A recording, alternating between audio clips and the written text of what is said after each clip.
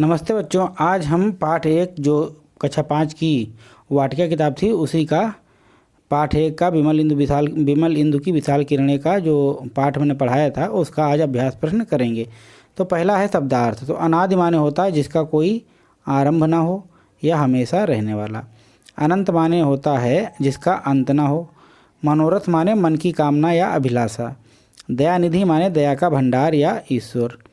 चंद्रिका का रोशनी। स्मित का मंदहास या मुस्कान। प्रसार का फैलाव या विस्तार।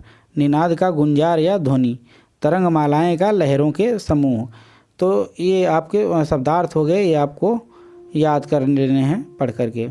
अब आपके बोध प्रश्न आ गए, ये आपको लिखने होंगे। तो जैसे पहले का दिया है,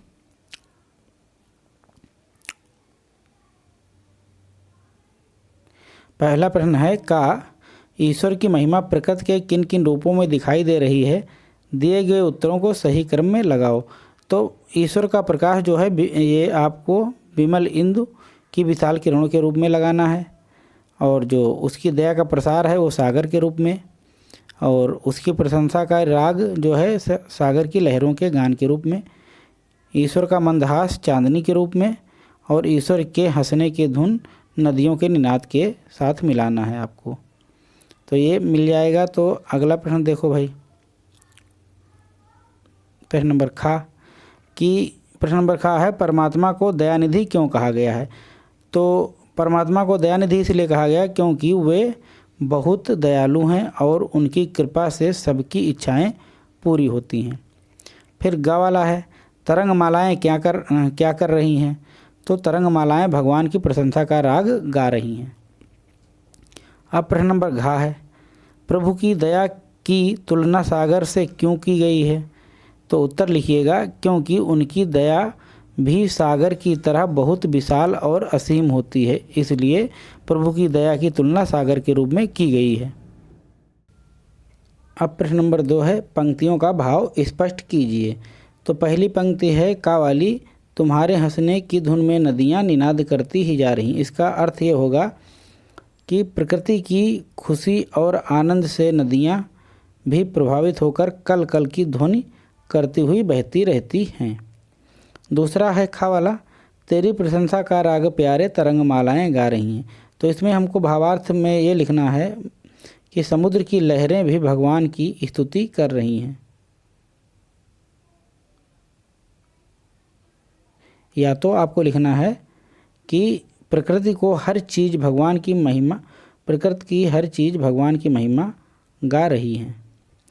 अब है प्रश्न नंबर 3 सोच विचार कर बताइए कि प्रकृति द्वारा निर्मित 10 चीज़ों के नाम लिखो जो भगवान द्वारा बनाई हैं, उनके 10 चीज़ों के नाम लिखना है। तो हमने लिख दिया है सूर्य, चंद्रमा, नदियाँ, पहाड़, समुद्र, पेड़ पौधे, वर्षा, फूल, जंगल, हवा, इन सबको भगवान ने बनाया है या प्रकृति ने बनाया है। अब अगला सवाल है कि 10 ऐसी चीज़ें लिखो जिसको आदमी ने बनाया है या कृत्रिम रूप से हैं, जिनको आदमी ने ही मानव निर्मित है। तो एक घर है, सड़क है, किताब है, गाड़ी है, कपड़े हैं, स्कूल, पुल, मोबाइल, कंप्यूटर, हवाई जहाज, इन सब को मानव ने बनाया है। अब प्रश्न नंबर 4 देखते हैं भाषा के रंग। नीचे लिखे शब्दों के तुकांत लिखिए। तुकांत मतलब जैसे सागर का गागर जिसका अंत एक जैसा हो। जैसे इसमें गर आया है तो इसमें भी गर आया आखिरी में। इसी तरह देखो इंदु का हो जाएगा बिंदु, धुन का सुन, माया का काया, लीला का पीला और मिला का किला। अब खा वाला देखिए नीचे दिए गए शब्दों के समानार्थी लिखो जिनके अर्थ समान हो।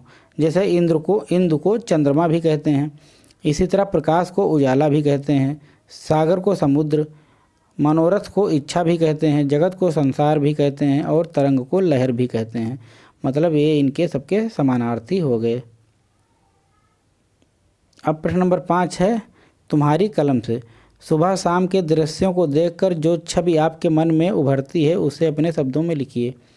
तो आपको सुबह और शाम को उठना है और देखना है, जो आपको दिखता हो वही आपको लिखना है कि शाम के समय क्या क्या होता है, सुबह क्या क्या होता है, पशु पक्षी बोलते हैं, कैसी आवाज़ें होती हैं, कैसा मौसम होता है, ये आपको लिखना है। प्रश्न नंबर 6 है अब आपके करने की बारी है। तो इसमें आप लोगों को करना है, कविता का अभ्यास कर कक्षा में भावपूर्ण ढंग से सुनाइए। तो जैसे हमने कविता गाकर सुनाई है वैसे ही आपको ये गाकर सुनानी है, याद कर लीजिए। अब देखो इसमें एक कविता दूसरा दिया है, द्वारिका प्रसाद माहेश्वरी जी का लिखा हुआ एक कविता है। ये है कविता, इस कविता को ध्यानपूर्वक पढ़िए। तो इसको पढ़िएगा।